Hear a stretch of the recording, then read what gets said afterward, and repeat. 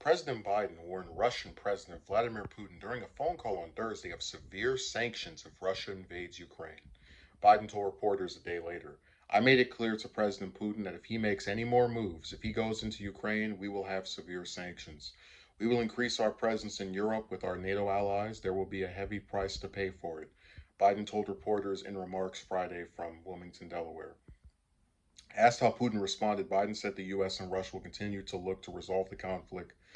What I got the sense of was that he has agreed that we will have these major conferences in Europe. We'll have three major conferences in Europe, beginning in the middle of the month with our senior staff. He did not disagree with any of that. He laid out some of his concerns about NATO and United States and Europe, and we laid ours, and we said we could begin to negotiate some of those issues. Various talks between the US, Russia, and NATO are scheduled in January in multiple locations. The phone call between Putin and Biden on Thursday was seen as a step to prepare for those talks. Russia has amassed troops on Ukraine's border, raising fear about an invasion similar to Russia's incursion into Crimea. Ukraine has been fighting Russian backed separatist forces in the eastern part of the country since 2014, when Russia first annexed the Crimean Peninsula. Biden and Putin have talked earlier this month about the potential invasion, with the U.S. president warning the Russian leader of economic penalties if he were to invade Ukraine. Putin has publicly expressed concern about including Ukraine within NATO, the alliance between the U.S. and European allies. Putin also warned the Biden administration Thursday that any new sanctions could lead to a breakdown of the relationship between the two countries, CNN reported, citing information from a Kremlin aide. So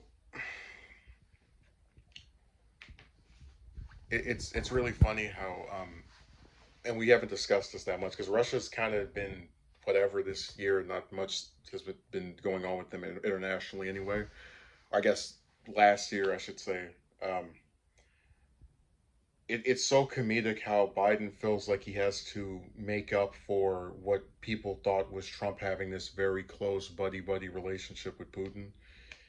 And I'm really mixed on putting sanctions on there because if you start sanctioning countries that are not specifically doing something to you, um, not only do you risk hurting your relationship with them, but you also are doing this on the premise that you have, your allies from NATO will assist you. It's like, it just I'm so tired of having conflicts with other places over things that have nothing to do with us. I'm not in the business of being worried about Ukraine because it has nothing to do with the US. And I just think it's so ridiculous that they can't just let other countries handle it for once. The US bombs what, six countries? Excuse me, five, because we're out of we pulled out of Yemen and also Afghanistan. But focus on getting out of there. Like, why do we need to be so bogged down in other stuff with these other regions? So that's my piece on it.